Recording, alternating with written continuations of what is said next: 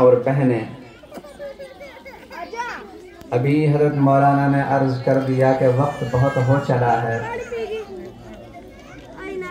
नमाज का वक्त तो हो चुका है, लेकिन प्रोग्राम की वजह से मस्जिद अपनी है, मुक्तदी भी अपनी है, तो इसलिए इंतज़ामिया को शायद ताख़ीर का हक़ बनता है। लेकिन ऐलान जिस मकसद के लिए किया गया है मैं उसका पासो लिहाज रखूँगा इंशाअल्लाह। मुझे मुख्तसर तौर पर बच्चों की तालीम और तरबियत इस पर थोड़ी सी गुफ्तगू करनी है। नंबर 1, तालीम की अहमियत पर थोड़ा सा हम गुफ्तगू कर लेते हैं।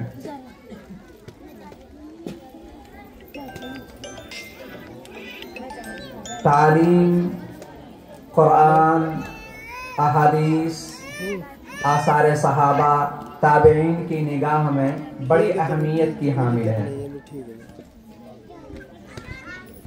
अहमियत का अंदाज़ा इससे किया जा सकता है कि जब इंसान इस दुनिया में वजूद पजीर हुआ,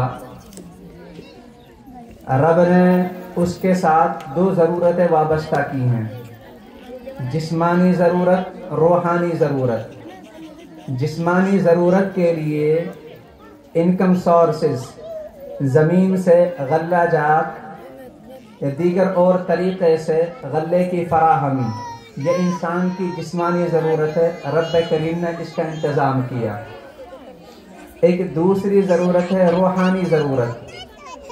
रूहानी ज़रूरत के लिए अल्लाह तबारक व तआला ने हज़रत आदम अलैहिस्सलातु व तस्लीम से लेकर हज़रत मुहम्मद रसूलुल्लाह सल्लल्लाहु अलैहि वसल्लम तक करीब लाख सवा लाख अम्बिया मबूस फरमाए,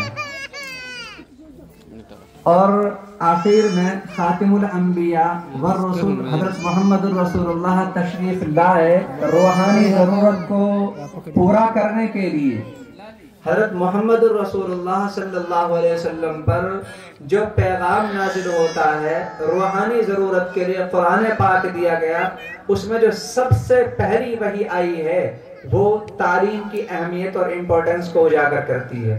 इक़रा बिस्मि रब्बिकल्लज़ी खलक़, खलक़ल इंसान मिन अलक़। मुख्तसर इशारा के देते हैं, सबसे पहले तालीम की अहमियत की तरफ तवज्जो दिलाई। न ईमान का कहा गया, न नमाज का कहा गया, न रोज़े का कहा गया, न दीगर और मुआशरती उमूर के बारे में हुक्म दिया गया।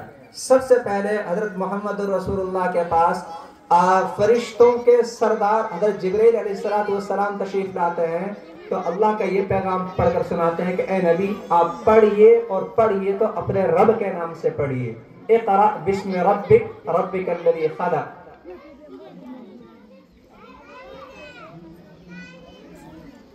इल्म की अहमियत का अंदाज़ा हज़रत मोहम्मद रसूलुल्लाह की आसार और अहादीस के अंदर भी भरा हुआ है। हज़रत मोहम्मद रसूलुल्लाह सल्लल्लाहु अलैहि वसल्लम ने फरमाया, मशहूर हदीस के लोगों में सबसे बेहतर वो है जो कुरान पाक को सीखे और सिखाए, और इस रुए ज़मीन पर जो सबसे मुक़द्दस मखलूक रही है वो अंबिया किराम की है।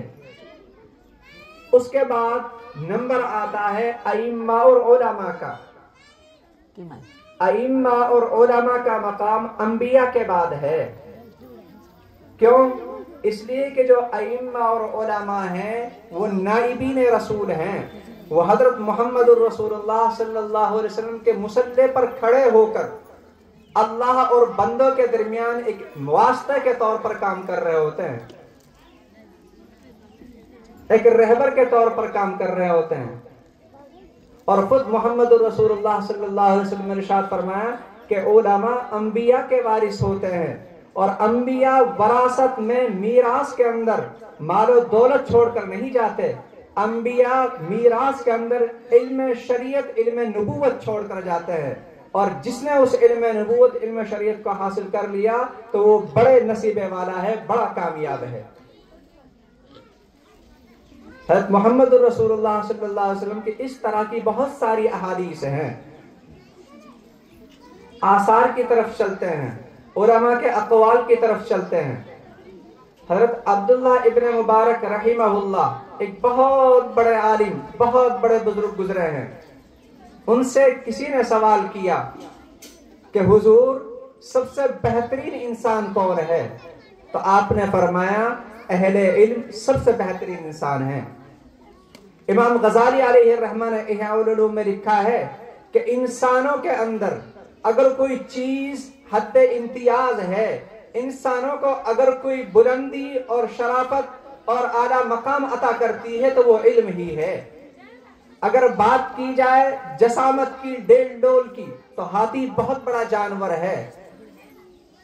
अगर बात की जाए शजाअत और बहादुरी की, तो शेर के अंदर बहुत बड़ी शजाअत और बहादुरी है। अगर बात की जाए चतुराई की और चालाकी की, तो परिंदों के अंदर बहुत ज्यादा समझदारी और चालाकी है। चींटी की चालाकी मशहूर है, कौवे की चालाकी मशहूर है। लेकिन अगर बात की जाए इल्म की, तो वह इल्म इंसान के पास है। रब्बे करीम ने इंसान को इसी इल्म से, अल्लाह तबारक व तआला ने इसी इल्म की बुनियाद पर इंसान को ऊपर उठाया है।